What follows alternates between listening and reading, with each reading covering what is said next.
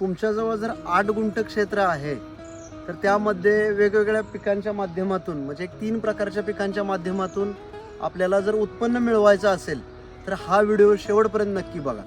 Nitin agro journey या आपल्या YouTube चॅनलमध्ये आपलं पुन्हा एकदा स्वागत आहे. तर अशा पद्धतीने बघू शकता हे आपल्या 8 गुंठ्याच्या क्षेत्रामध्ये मी आता सध्या उभा आहे. यामध्ये आपण साधारण 24 नारळांचे झाडं लावलेले आहेत. याच्या बाबतीतली माहिती, याचं उत्पन्न, या सगळ्या गोष्टी इथं बघू शकता की साधारण 8 गुंठ क्षेत्र आहे. यामध्ये आपण 24 झाडांची लागवड केलेली आहे. तर अशा पद्धतीनं आपण इथं नारळाच्या झाडांच्या मध्ये जे अंतर असतं ते अगदी 10 फुटाचं ठेवलेलं आहे आणि ड्रीप इरिगेशनच्या माध्यमातून आपण इथं पाण्याचा पुरवठा ह्या नारळांना केलेला आहे. हे तुम्ही ओलावा आत्ता बघू शकता. अशा पद्धतीनं यामध्ये मेथी टाकलेली आहे सध्या आता. ते अशा पद्धतीनं बघू शकता तुम्ही.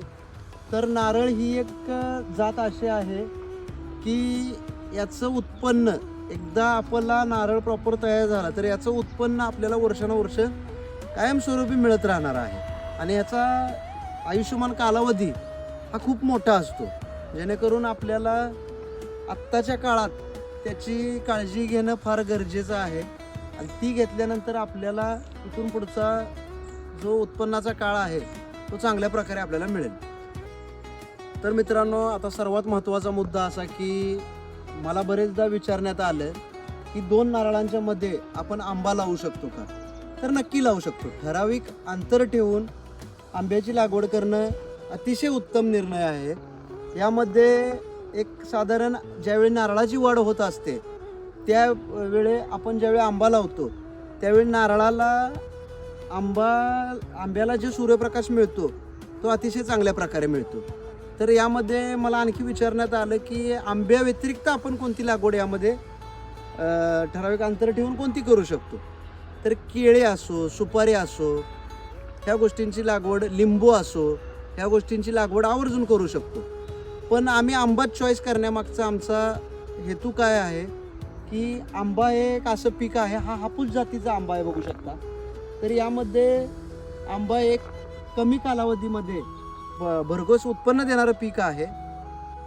तर मित्रांनो, आणखीन एक महत्त्वाचा मुद्दा की आपण इथं सुपारीची देखील लागवड केलेली आहे. तुम्ही इथं बघू शकता सुपारी अतिशय चांगल्या प्रकारे जगलेली आहे. सुपारी एक असं पीक आहे, अर्ध सावलीमधलं पीक आहे. त्याला काही जास्त सूर्यप्रकाशाची गरज नाही आहे आणि त्याची वाढ एक चांगल्या प्रकारे आहे. तर अशा पद्धतीने आपण इथं बघू शकता आपण लिंबूची देखील लागवड केलेली आहे. हा लिंबू साधारण 6 महिन्याचा आहे. लिंबूमधून देखील आपण चांगल्या प्रकारे अतिशय उत्तम दर्जाचं आपण उत्पन्न यामध्ये मिळवू शकतो.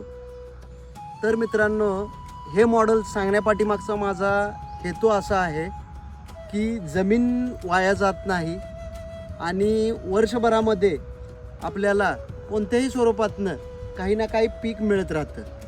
हा एकदम short term to long term हा विचार डोक्यात ठेवून ही कन्सेप्ट आपण इथं राबवण्यात आलेले आहे.